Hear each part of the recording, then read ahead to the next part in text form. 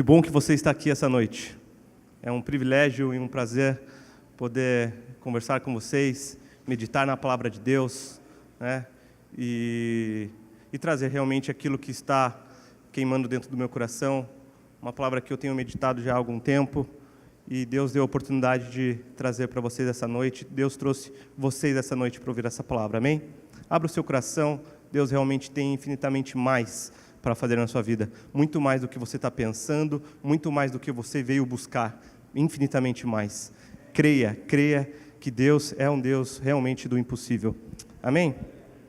Se eu pudesse dar um título para essa mensagem, eu escreveria o seguinte: Acessando as Promessas.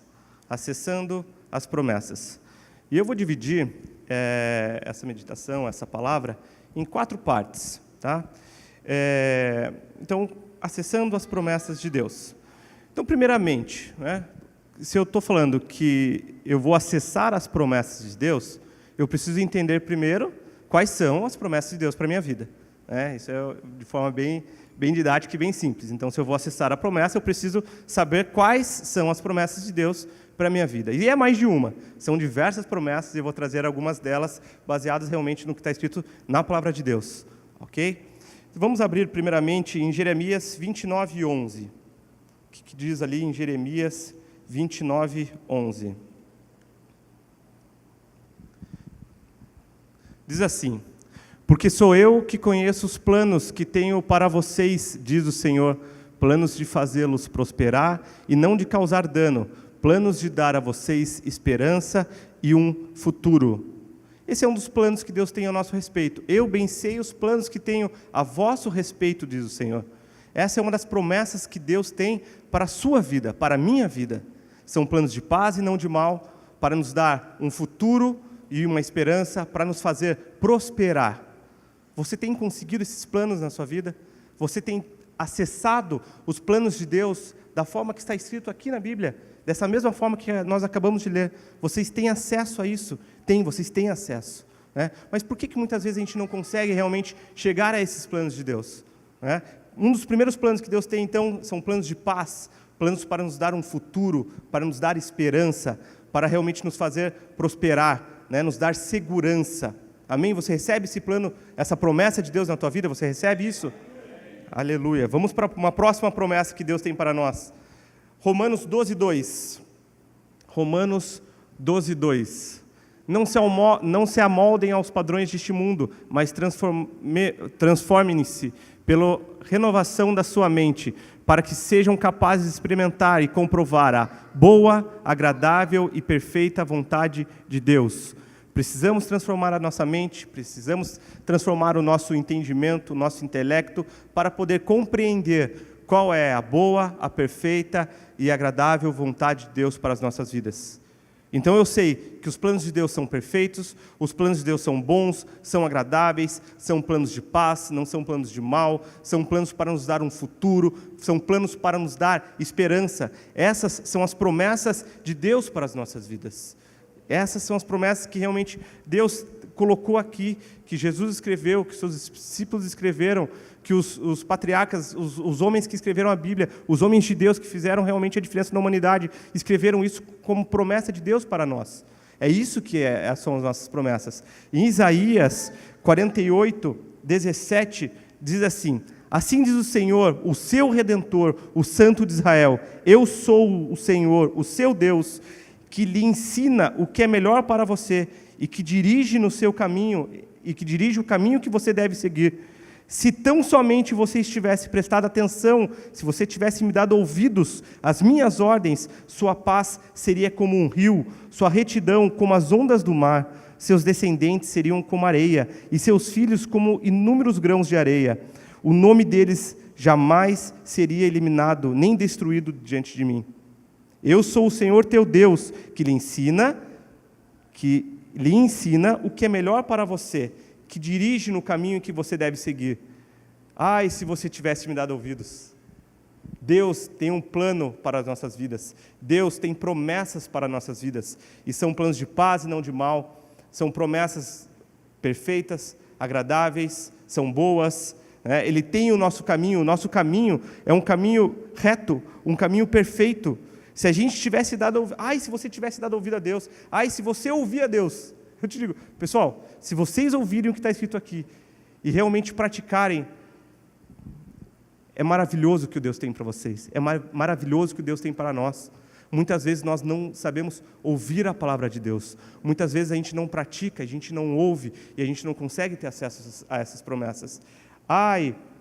Ele fala aqui, se tão somente vocês tivessem prestado atenção às minhas ordens, sua paz seria como um rio. Isso é uma promessa, a paz seria como um rio, sua retidão como as ondas do mar, seus descendentes seriam como areia, seus filhos como inúmeros grãos de areia, e o nome deles jamais seria eliminado, nem destruído diante de mim. Essa é uma outra promessa. Então, legal, nosso primeiro bloco aí da mensagem. Eu sei, então, que Deus tem esses planos maravilhosos a meu respeito. São planos de paz, não de mal, todos esses textos que a gente leu, legal, perfeito, mas espera aí, não é isso que eu estou vivendo. Não é isso que está acontecendo no meu dia a dia. Eu tenho dificuldades, eu tenho doenças que me assolam, que assolam o nosso meio, eu tenho epidemias, eu tenho a doença do século aí, a depressão, estresse, isso, aquilo, e dificuldade financeira, e não tenho trabalho, e não tenho isso. E cadê esses planos que Deus falou? Cadê esses planos, essas promessas que Deus falou que tem para mim? O que está acontecendo? Ali em João 16, 33, vamos ler ali, em João 16, 33. Eu disse essas coisas para que em mim vocês tenham paz neste mundo. Em mim vocês tenham paz. Neste mundo vocês terão aflições. Contudo, tenham ânimo, tenham coragem, tenham de bom ânimo, porque eu venci o mundo. Jesus diz aqui, espera aí, essas são as promessas que eu tenho para vocês. É isso, essas são as promessas. Mas durante o caminho, vocês terão dificuldades. As promessas que eu tenho, o que eu penso para vocês é que vocês tenham paz. Esses são os meus planos. Mas, no meio do caminho, vocês vão ter aflições. Vocês serão afligidos por algumas coisas. Mas espera aí, contudo, tenham de bom ânimo, tenham coragem, acreditem no que está sendo falado, acreditem no que está sendo pregado, acreditem na palavra de Deus. Isso aqui é uma verdade, isso aqui não é um simples livro, não. Isso aqui é uma verdade, é a palavra de Deus. Acreditem nisso, tenham de bom ânimo, porque Jesus venceu o mundo. O mundo é passageiro, isso aqui tudo vai passar. Tenham de bom ânimo, eu venci o mundo, diz o Senhor. Eu venci o mundo, diz o Senhor. Em Lucas 10, 19, eu dei a vocês autoridade para pisarem sobre cobras e escorpiões e sobre todo o poder do inimigo, e nada lhes fará dano algum. Nada lhes fará dano algum. Aqui é outro texto, outra mensagem. Eu lhes dei poder para pisar cobras e escorpiões. Ou seja, no seu caminho terá cobras e escorpiões. Terão dificuldades. E não é só assim, vai vir no caminho e eu vou pisar. Não, não é só isso. Ele nos deu autoridade para eu pegar e pisar sem passar no meu caminho também. Isso vai acontecer. Jesus está falando, eu dei autoridade para vocês para passar por tudo isso. Tenham de bom ânimo, tenham coragem. Eu estou com vocês, vocês não estão sozinhos. Eu vos dei autoridade para pisar cobras e escorpiões. Mas é o seguinte, mesmo que ela te picar, nada lhes causará dano algum. Nada. Tem aquele texto que Paulo, ele teve um náufrago lá, ele afundou o barco do cara lá, naufragou o barco dele, o naufrágio, e daí todo mundo conseguiu se salvar. Ele falou, ninguém vai morrer, todo mundo se salvou, foram para a ilha lá, fizeram a fogueirinha, daí de repente assim, uma cobra pegou o cara. Daí todo mundo, esse cara é do mal mesmo, o cara estava com a gente no barco, o barco afundou, agora a cobra pica o cara. Nada aconteceu com ele, ele chacoalhou assim, jogou no fogo a cobra assim, não foi nada. Pisar de cobras e escorpiões, nada lhes causará dano algum. Nada vai causar dano algum. Nada, é nada. Sabe o que significa nada no grego? É nada, nada. Nada vos causará dano algum. É isso que é a promessa de Deus para as nossas vidas.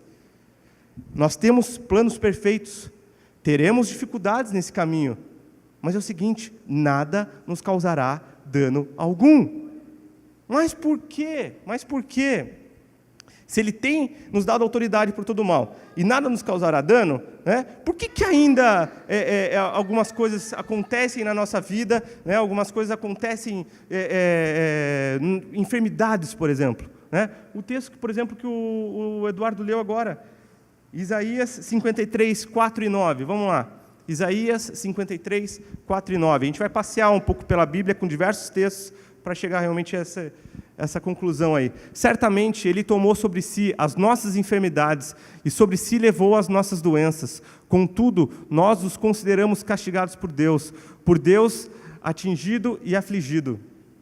Mas Ele foi transpassado por causa das nossas transgressões, foi esmagado por causa das nossas iniquidades. O castigo que nos trouxe a paz estava sobre Ele, e pelas suas feridas somos curados. Pelas suas feridas somos curados. Ele levou, Ele quem? Jesus. Jesus levou sobre si todas as nossas enfermidades, todas as nossas dores ali na cruz. Jesus levou sobre si todas as nossas enfermidades. Ele sofreu por nós. Pelas suas pisaduras nós fomos sarados. Pelos seus machucados, pelas suas feridas nós fomos sarados. Por isso nós fomos curados. Legal, vamos lá. Eu sei que Deus tem o melhor para mim, são os melhores planos. Eu sei que Ele tem me dado autoridade por passar por todas as dificuldades. Eu sei disso também, a gente acabou de aprender isso. E nada vai me fazer dano algum. Legal, mas por que eu ainda estou doente? Por que essa doença ainda me aflige? Mas por que eu passo por dificuldades? Por que eu tenho briga dentro de casa com a minha esposa? Por que eu não me relaciono bem com meus filhos? Por que meus filhos estão nas drogas? Por que eu estou desempregado? Por que ainda tenho dificuldades? Por que as coisas não estão acontecendo na minha vida? Por quê? Por que as coisas ainda não estão acontecendo? Como que realmente a gente consegue acessar essas promessas que a gente viu agora? Nós temos promessas excelentes, temos promessas perfeitas e passaremos por dificuldades até chegar a essas promessas. E podemos usufruir dessas promessas enquanto passamos por dificuldades. É isso. Esse é o mundo, essa é a nossa vida. É assim. Está escrito, será assim. Mas por que a gente ainda não acessa isso? Eu trago aqui 2 pontos de como nós podemos realmente acessar as promessas de Deus para as nossas vidas. Primeiro ponto, crer somente. Crer somente. É só a gente crer, nada mais que isso. Simples assim, crer somente. Segundo ponto, brincadeira, vamos bater em cima dessa questão do crer somente. Eu preciso crer nas promessas de Deus. Primeiramente, eu tenho essas promessas. Então eu preciso crer que essas promessas são para a minha vida.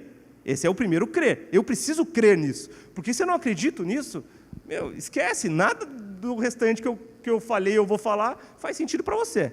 Se você não crê nisso, essa mensagem já não serve para você. Primeira coisa, eu preciso crer que isto é uma verdade e tomar posse disso tudo. Crer nas promessas. Eu preciso crer mais no quê? Eu preciso crer em Deus. Eu tenho que ter fé e acreditar que Deus existe. A gente não consegue ver Ele. Eu não estava no tempo que foi escrito a Bíblia, não passei por tudo isso, mas eu creio que o que está escrito aqui na Bíblia é uma verdade. Eu creio que o que está escrito na palavra de Deus é uma verdade atual para os nossos dias. Eu creio nisso, eu acredito em Jesus. Eu acredito que não existia nada e um Deus que do nada criou todas as coisas com a sua palavra. Eu creio nisso, eu preciso crer nisso. Eu preciso crer que Ele mandou o seu único Filho para te salvar, para me salvar. Eu preciso crer nas promessas de Deus, crer em Deus, crer na sua palavra, crer no sacrifício realmente de Jesus naquela cruz, crer que Jesus é o meu Salvador. Eu preciso crer nisso. E crer é através da fé. Eu só posso acreditar em uma coisa se eu tenho fé. Se eu não tiver fé, eu não acredito naquilo. E eu tenho que ter fé. Eu preciso exercer a minha fé. Eu preciso exercer a minha fé diariamente. Falando um pouquinho de fé. Vamos ali para Hebreus 11. O Hebreus 11, se vocês nunca leram ali, o título ali é Exemplos de Fé. Então, é o texto inteiro de Hebreus, né? Todo esse capítulo 11, ele fala sobre a fé. Vamos ler um pouquinho do capítulo ali. Eu vou pulando, tá, Everaldo? Então, ora, a fé é a certeza daquilo que esperamos e a prova das coisas que não vemos. Então, começa por aí. A fé é a certeza daquilo que eu espero, mas daquilo que eu não vejo. A gente teve uma situação hoje de manhã muito engraçada, assim, eu exerci a minha fé hoje de manhã, né? A gente foi jogar bola hoje, eram umas 9 da manhã, daí estava meio que chovendo e tal, precisava de pelo menos 10 pessoas para jogar bola, né? 4 na linha, 1 gol de cada lado. E tinha 9.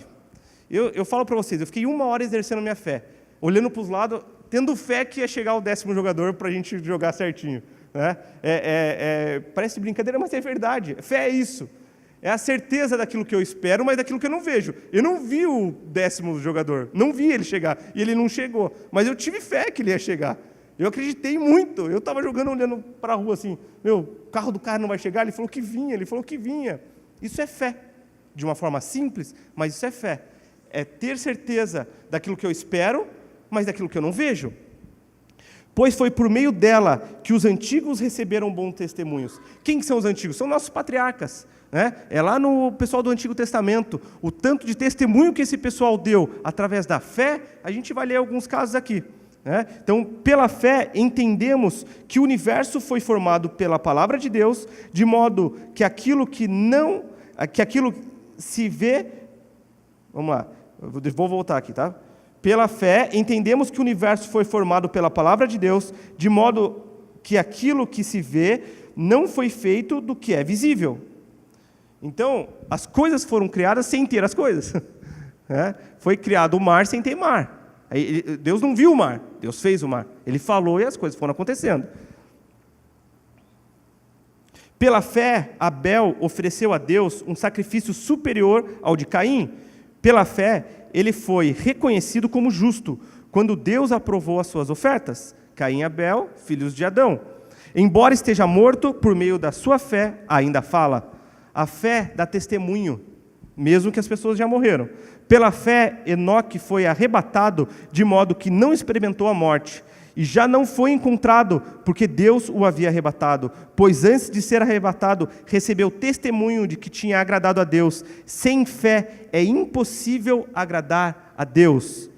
Sem fé é impossível agradar a Deus, pois quem dele se aproxima precisa crer.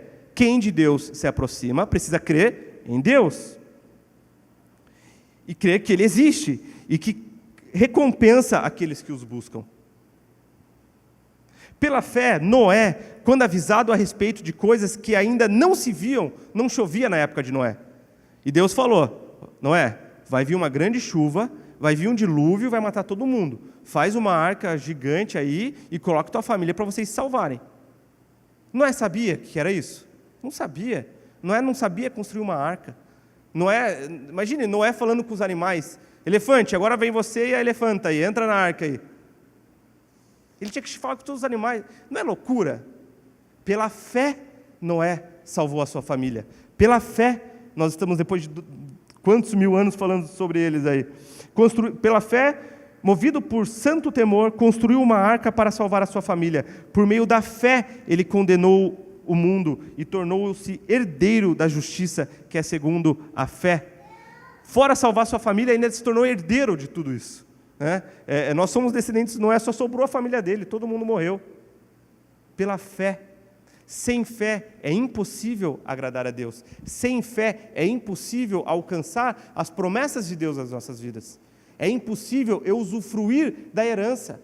Noé só usufruiu da herança depois que ele teve fé. Pela fé, Abraão, quando chamado, obedeceu e dirigiu-se a um lugar que mais tarde receberia como herança, embora não soubesse para onde estava indo. Pela fé, peregrinou na terra prometida como se estivesse em terra estranha. Viveu em tendas, bem como Isaque e Jacó, co-herdeiros da mesma promessa, pois ele esperava a cidade quem tem alicerces, cujo arquiteto e edificador é Deus. Pela fé, Abraão e também a própria Sara, apesar de estéril e avançada em idade, recebeu poder para gerar um filho. E assim vai, diversas pessoas, lá na frente ele fala de Abraão de novo, fala de Isaac, de Jacó, de José, Moisés, e vai que pela fé os muros de Jericó, pela fé atravessou o Mar Vermelho, pela fé. Sem fé é impossível agradar a Deus. Nós podemos ver que a fé sustentou todos esses patriarcas, todos esses grandes homens de Deus do Antigo Testamento, a fé sustentou eles. A fé sustentou eles em toda a jornada, mesmo que muitos não tenham alcançado as promessas de Deus. Muitos deles não alcançaram as promessas de Deus. Não alcançaram. Mas a fé sustentou eles em toda a caminhada. Em toda a caminhada, a fé sustentou esses grandes homens. Sem fé, é impossível agradar a Deus. Em Marcos 6, 1. Deixa eu abrir aqui também. Marcos 6, 1. Esse texto é a história que Jesus ele volta para Nazaré, para sua terra, e ele vai lá na sinagoga e ele lê lá um texto. Em Lucas ele está um pouco mais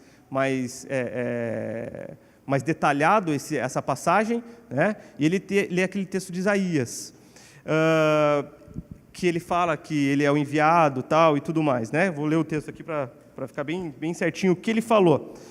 O Espírito do Senhor está sobre mim, porque Ele me ungiu para pregar boas novas aos pobres. Ele me enviou para proclamar a liberdade aos presos, aos cativos, e recuperação da vista aos cegos, para libertar os oprimidos e proclamar o ano da graça do Senhor. Então, esse foi o texto que Jesus chegou e leu na sinagoga. Isso está em Lucas. Em Marcos, ele fala o seguinte. Então, ele vai lá e lê o texto na sinagoga. Jesus saiu dali e foi para a sua cidade acompanhado dos seus discípulos. Quando chegou o sábado, começou a ensinar nas sinagogas e muitos do que o ouviam ficavam admirados. Então, esse versículo 2 fala esse texto que eu acabei de ler. Ele pegou lá e estava falando sobre isso, sobre o texto de Isaías. E as pessoas ficaram admiradas. Nesse texto aqui, a gente pode separar dois grupos de pessoas que estavam ouvindo a mesma palavra. Beleza? O primeiro grupo são esses aqui que falaram o seguinte: nossa, de onde vêm essas coisas? Perguntavam eles. Que sabedoria é esta que lhe foi dada? E esses milagres que ele fez? Esse é o primeiro grupo de pessoas. Creram em Jesus. Eles estavam admirados com o que Jesus estava fazendo. Que sabedoria é desse homem? Olha o que esse cara está falando. Parece que o texto de Isaías realmente se encaixa perfeitamente nele. Olha que absurdo. Esse cara é sensacional, esse cara deve ser o Messias mesmo. Esse tal de Jesus deve ser um cara mesmo. Esse é o primeiro grupo. As pessoas estavam impressionadas com o que Jesus estava fazendo, impressionadas em quem era Jesus. E o segundo grupo?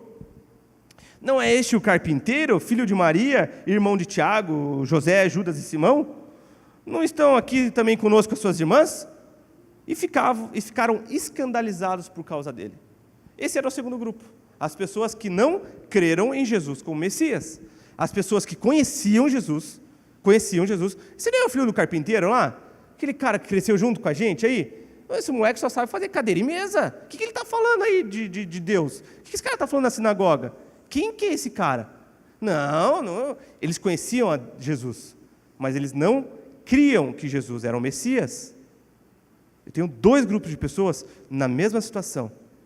O primeiro grupo, as pessoas que creram em Jesus. E o segundo grupo, as pessoas que não criam em Jesus. Vamos continuar o texto ali. Então, não é esse filho do carpinteiro, tal, e ficavam escandalizados por causa dele. Jesus lhe disse: só em sua própria terra, entre seus parentes e sua própria casa, é que um profeta não tem honra. E não pôde fazer ali nenhum milagre, exceto impor as mãos sobre alguns doentes e curá-los. E ficou admirado com a incredulidade deles. Jesus ficou admirado com a incredulidade deles. Jesus, ele não conseguiu fazer nenhum milagre ali na sua terra, em Nazaré. No texto de Lucas, ali ele fala que daí ele sai, né?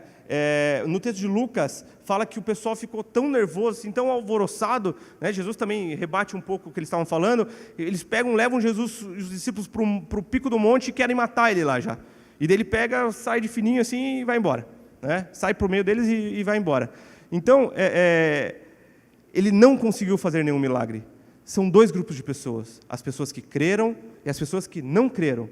Porém, aqui nós temos um ponto muito curioso em toda essa história. Jesus não conseguiu fazer nenhum milagre ali, por causa da incredulidade deles. Mas espera aí, incredulidade de parte deles, correto? Sim, correto. Porém, mesmo as pessoas que criam em Jesus foram prejudicadas e não tiveram acesso aos seus milagres, às coisas boas que Jesus tinha para elas, não tiveram acesso por causa das outras pessoas. Elas foram influenciadas, algumas, outras nem foram, outras continuaram crendo. Porém, a situação do não crer foi muito mais forte que expeliu Jesus e seus discípulos. Foram embora e não fizeram nada. Foram embora e não fizeram nada. Se a gente for ler os outros textos, onde Jesus estava, tinham multidões e multidões querendo alcançar um milagre através da vida de Jesus. As pessoas procuravam, queriam isso. E ali, mesmo que tivessem pessoas que queriam, que criam nisso, não tiveram acesso a isso, porque foram prejudicadas pela falta de fé. Foram prejudicadas pela incredulidade. Pela incredulidade. É óbvio que se Jesus quisesse curar, com fé, sem fé, ele ia curar. Porém, aqui, nós podemos ter um princípio que a falta de fé é um real impedimento para a ação do poder de Deus. A falta de fé é um impedimento real para barrar a ação do poder de Deus. Por que muitas vezes eu não consigo a minha promessa? Porque você não acredita, porque você não tem fé. Porque muitas vezes você está muito mais murmurando e duvidando de tudo isso do que realmente crendo no Senhor Jesus e em suas promessas e em sua palavra. Esse é um dos motivos. Esse é um dos motivos. A falta de fé, a incredulidade parou aquelas pessoas. Travou as pessoas que tinham para receber de Jesus. A incredulidade, a falta de fé expulsou Jesus. Jesus saiu do meio deles. Saiu do meio deles. A falta de fé é um real impedimento para o agir do poder de Deus. E o segundo ponto. Então, o primeiro ponto, como acessamos essas promessas? Crer somente. Eu preciso crer. Eu preciso ter fé, acreditar que isso será uma verdade na minha vida. Eu preciso crer que Jesus vai me curar. Ele já me curou, Ele já levou sobre si todas as enfermidades. Eu preciso crer nisso. Eu preciso crer que Ele já me deu o meu emprego. Eu preciso crer que Ele já arrumou minha vida financeira. Eu preciso crer que meu casamento é perfeito. Eu preciso crer que eu não tenho depressão coisa nenhuma. Eu não tenho síndrome do pânico nada. Não tenho nada disso, isso não existe. Eu preciso crer que isso é uma verdade. Eu preciso crer somente. Segundo ponto, intimidade com o Pai. Intimidade com o Pai. Através da oração. Como acessamos as promessas de Deus nas nossas vidas? Através, crer somente, através da fé. E o segundo ponto, intimidade com o Pai, através da oração. Vamos abrir em Mateus 7. Mateus 7, 7.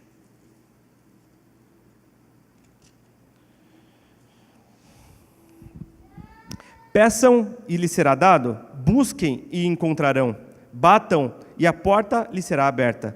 Pois todo o que pede recebe, o que busca encontra, e aquele que bate, a porta será aberta. Qual de vocês, se seu filho pedir pão, lhe dará pedra? Ou se seu filho lhe pedir peixe, você dará uma cobra?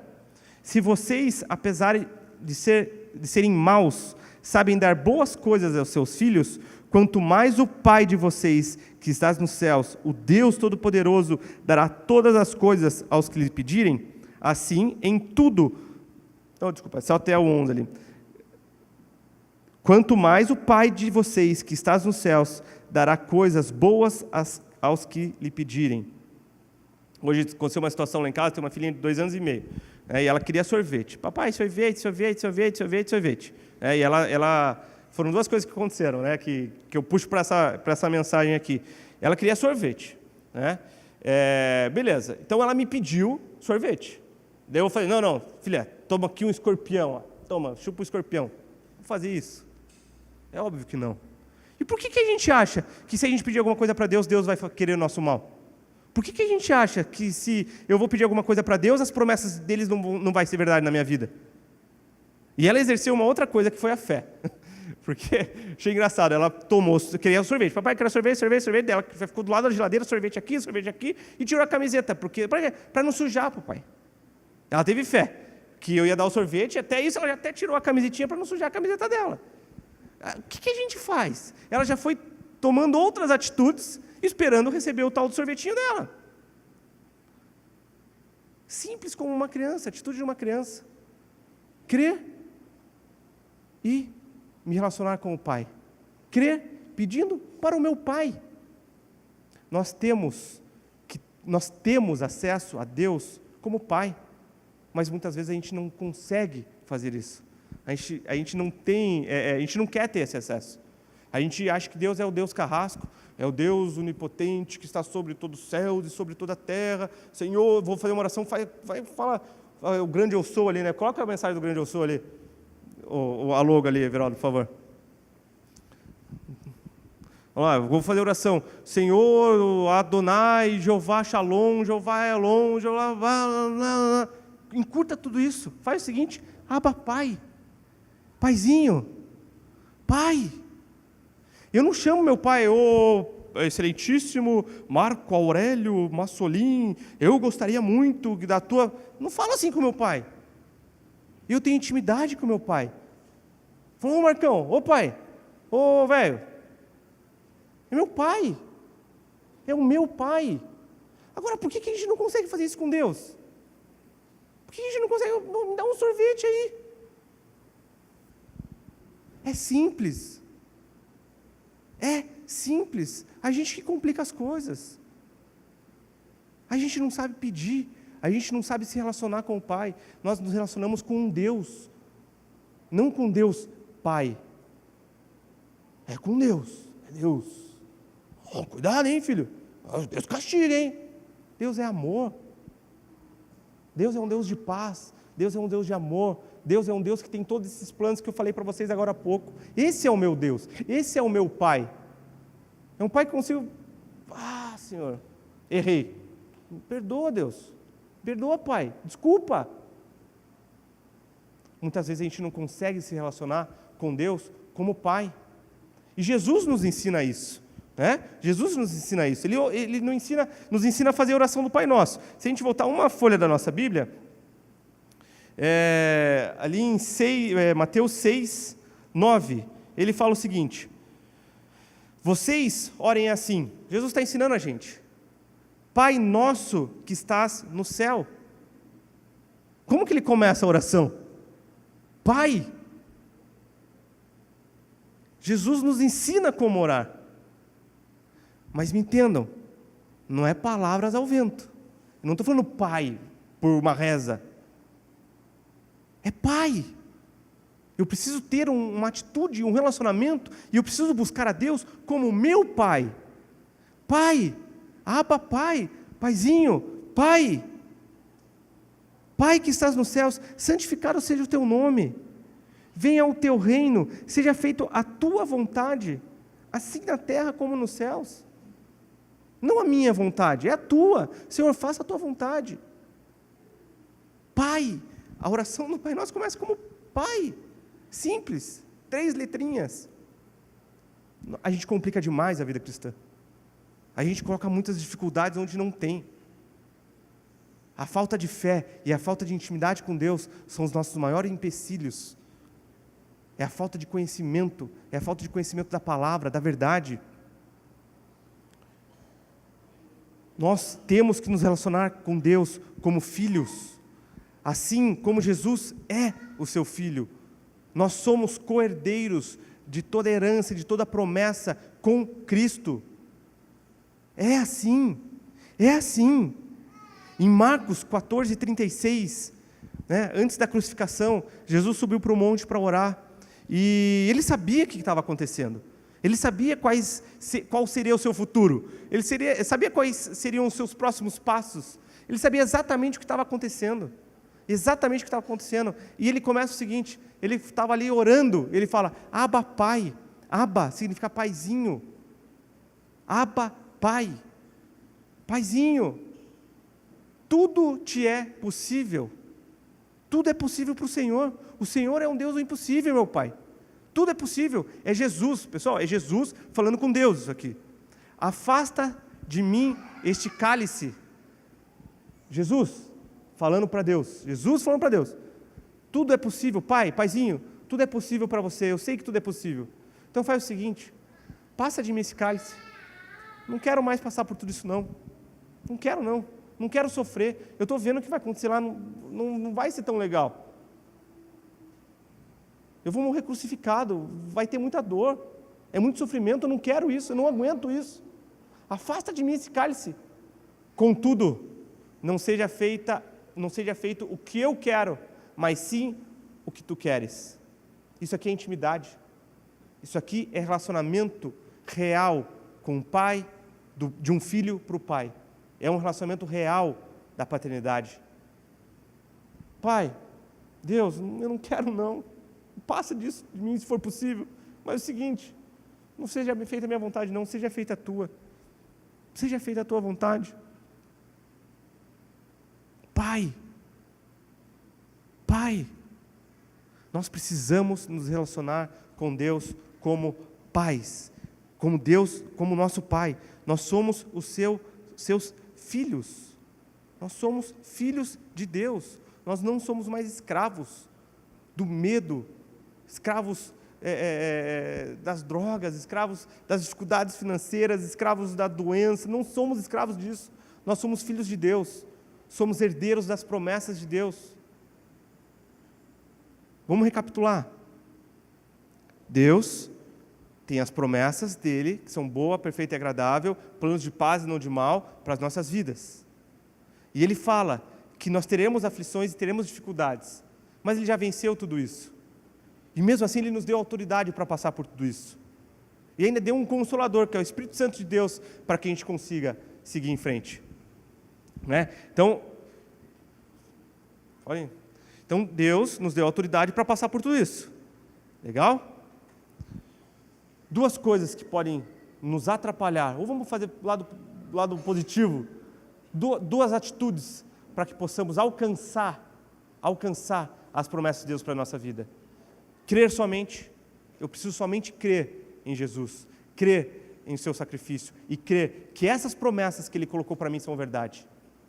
E eu preciso ter um relacionamento de pai para filho, ter um relacionamento real, um relacionamento íntimo com Deus. Mas como que eu tenho um relacionamento íntimo? Como que eu tenho esse relacionamento real? Através da oração, através da leitura da palavra, se relacionando realmente como pai e filho, gastando tempo. No texto ali que Deus falava Pai, na sequência dele, os discípulos estavam dormindo. Ele estava orando, clamando para Deus, e os discípulos dormindo. A mesma atitude, um crendo e os outros não.